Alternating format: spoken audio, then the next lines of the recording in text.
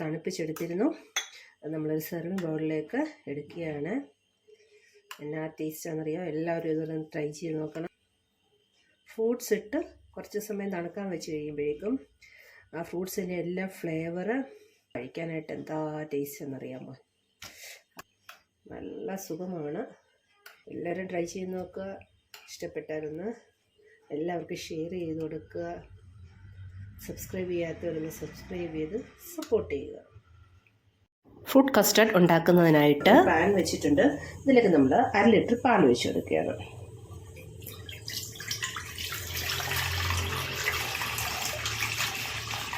പാലൊന്ന് ചൂടായിട്ടുണ്ട്. ഇതിലേക്ക് custard powder ചേർത്ത് കൊടുക്കും.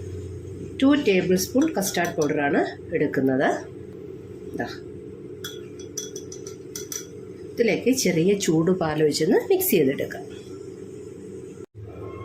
ചെറു ചൂട് പാലാണ് ഇതിലേക്ക് ഒഴിക്കുന്നത് മിക്സ് ചെയ്യാനായിട്ട്. ഇതിനകത്ത് കട്ടയൊന്നും കെട്ടാതെ നമ്മൾ നന്നായിട്ട് മിക്സ് ചെയ്തെടുക്കണം. നന്നായിട്ടൊന്ന് മിക്സ് ചെയ്തിട്ടുണ്ട്. അത് ഈ ചൂടായ പാലിലേക്ക് ഒഴിച്ചു കൊടുക്കുകയാണ്. പാലിലേക്ക് കസ്റ്റർഡ് പൗഡർ ഒഴിച്ചു കഴിഞ്ഞാൽ ഉടൻ തന്നെ ഇളക്കി തുടങ്ങണം, ഇല്ലെങ്കിൽ കട്ട കെട്ടാൻ തുടങ്ങും. എപ്പോഴും ഫ്ലെയിം ലോയിലാക്കിയിട്ട് വേണം കസ്റ്റർഡ് പൗഡർ മിക്സ് ഒഴിച്ചു കൊടുക്കാനായിട്ട്, അല്ലെങ്കിൽ വേഗത്തിലങ്ങ് കട്ടി പിടിക്കാൻ തുടങ്ങും. നന്നായിട്ട് ഇളക്കി കൊടുക്കുക. കൈ എടുക്കാതെ മീഡിയം ഫ്ലെയിമിലിട്ട് വേണം ഇളക്കി കൊടുക്കാൻ. ഹൈ ഫ്ലെയിമിലായാൽ പെട്ടെന്ന് തിളച്ച് പൊങ്ങുകയും ചെയ്യും, കട്ടി പിടിക്കുകയും ചെയ്യും.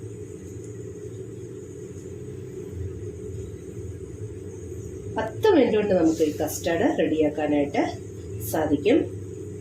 നമുക്ക് ഇഷ്ടമുള്ള ഫ്രൂട്ട്സൊക്കെ ഇടാം. ഞാൻ നേരത്തെ ഒരു വീഡിയോ അപ്ലോഡ് ചെയ്തിട്ടുണ്ടായിരുന്നു, ഡ്രൈ ഫ്രൂട്ട്സ് കസ്റ്റർഡ്. അത് ചാനലിൽ കയറി നോക്കിയാൽ കാണാനായിട്ട് പറ്റും. ഇതിനകത്തേക്ക് ഞാൻ പഞ്ചസാരയല്ല ഇട്ട് കൊടുക്കുന്നത്. ഇതിലേക്ക് 2 ടേബിൾ സ്പൂൺ കണ്ടൻസ് മിൽക്ക് ഒഴിച്ചു കൊടുക്കുകയാണ്. പഞ്ചസാരയ്ക്ക് പകരം കണ്ടൻസ് മിൽക്ക് ഒഴിച്ചിട്ടാണ്. നല്ല ടേസ്റ്റാണ്. ഒരു ക്രീമി ടെക്സ്ചർ കിട്ടുകയും ചെയ്യും. നല്ല ടേസ്റ്റാണ് മിൽക്ക് മെയ്ഡ് ചേർത്ത് ഫ്രൂട്ട് കസ്റ്റർഡ് ഉണ്ടായിക്കഴിഞ്ഞാൽ. ഇതിപ്പോൾ തന്നെ നന്നായിട്ടൊന്ന് കുറുകി തുടങ്ങിയിട്ടുണ്ട്. ഒന്നുകൂടെ ഒന്ന് തിളച്ച് കഴിഞ്ഞാൽ നമുക്കിതങ്ങ് ഫ്ലെയിം ഓഫ് ചെയ്യാം.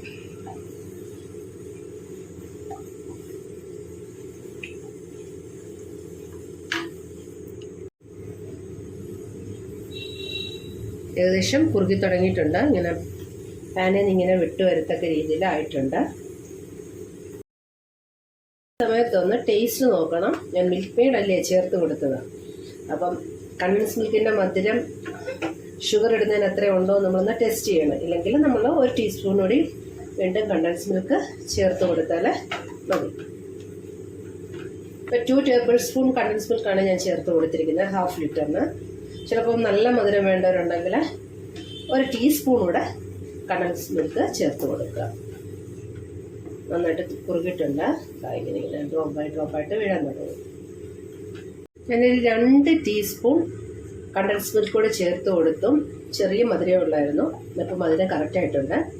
ഇതിൻ്റെ കൺസിസ്റ്റൻസി എന്ന് പറയുന്നത് ഇങ്ങനെ പാനയിലോട്ട് നമ്മളിങ്ങനെ വിട്ട് കഴിഞ്ഞാൽ അത് പതുക്കെ ഇങ്ങനെ തഴയേക്ക് വരണം. ഇതാണ് ഇതിൻ്റെ കൺസിസ്റ്റൻസി എന്ന് പറയുന്നത്. ഇല്ലെങ്കിൽ നമ്മൾ എടുത്തിരിക്കുന്ന തവിയൽ ഇങ്ങനെ ഒന്ന് മാർക്ക് ചെയ്ത് നോക്കിയാൽ മതി. ഫ്ലെയിം ഓഫ് ചെയ്യാൻ പോവാണ്. ഒന്ന് തണുത്തതിന് ശേഷം വേണം ഇതിനകത്തേക്ക് ഫ്രൂട്ട്സ് എല്ലാം ആഡ് ചെയ്ത് കൊടുക്കാനായിട്ട്. കസ്റ്റർഡ് മിക്സ് നന്നായിട്ട് തണുത്തിട്ടുണ്ട്. ഇതിലേക്ക് ഇനി ഫ്രഷ് ഫ്രൂട്ട്സ് ആഡ് ചെയ്ത് കൊടുക്കാനായിട്ട് പോവുകയാണ്. ബ്ലാക്ക് ഗ്രേപ്പാണ്. അത് ഒരു 1/4 കപ്പുണ്ട്.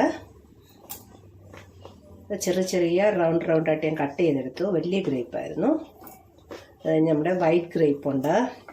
അത് റൗണ്ടായിട്ട് കട്ട് ചെയ്തെടുത്തു. അതും 1/4 കപ്പുണ്ട്. ഇത് പഴമാണ്, റോബസ്റ്റ പഴമാണ്. അതും 1/4 കപ്പുണ്ട്. ഇതിലേക്കിടുന്നത് അനാറാണ്. മാതളം നാരകത്തിൻ്റെ അല്ലിയാണ് ഇട്ട് കൊടുക്കുന്നത്. അതും ഒരു 1/4 കപ്പുണ്ട്. ഇത് ചിക്കുവാണ്, സപ്പോട്ട. നന്നായിട്ട് പഴുത്താണ്, നല്ല മധുരമുണ്ട്. അത് ഇട്ട് കൊടുത്തു.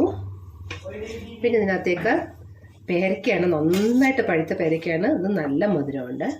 അത് ചെറിയ ചെറിയ പീസാക്കി മുറിച്ചാണ്. ഇതെല്ലാം കൂടി നന്നായിട്ട് നമുക്ക് മിക്സ് ചെയ്യാം.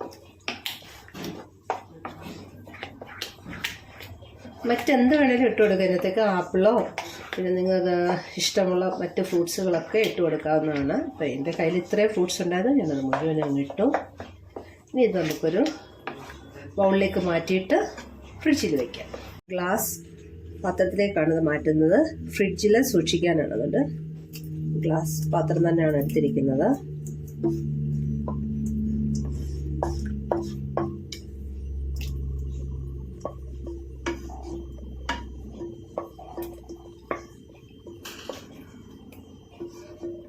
മുഴുവനും നമ്മളിതിലേക്ക് ഒഴിച്ചു.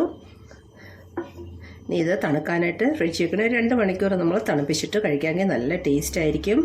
അപ്പോൾ എല്ലാവരും ഇതുപോലെ ഒന്ന് ട്രൈ ചെയ്ത് നോക്കുക. ഇഷ്ടപ്പെട്ടാലൊന്ന് ലൈക്ക് ചെയ്യുക, ഷെയർ ചെയ്യുക. എല്ലാം അടച്ച് ഫ്രിഡ്ജിലേക്ക് എടുത്ത് വെക്കാനായിട്ട് പോകുക. നമ്മുടെ സൂപ്പർ ഫ്രൂട്ട് കസ്റ്റാർഡ് ഇവിടെ റെഡി ആയിട്ടുണ്ട്. ഞാൻ ഫ്രിഡ്ജിൽ വെച്ച് തണുപ്പിച്ചെടുത്തിരുന്നു. അത് നമ്മളൊരു സെർവിങ് ബൗളിലേക്ക് എടുക്കുകയാണ്.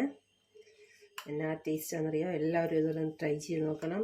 ഫ്രൂട്ട്സ് ഇട്ട് കുറച്ച് സമയം തണുക്കാൻ വെച്ച് കഴിയുമ്പോഴേക്കും ആ ഫ്രൂട്ട്സിൻ്റെ എല്ലാ ഫ്ലേവറ് ഈ കസ്റ്റാർഡ് ക്രീമിനകത്തേക്ക് ഇറങ്ങും. അപ്പോൾ കഴിക്കാനായിട്ട് എന്താ ടേസ്റ്റ് എന്നറിയാമോ?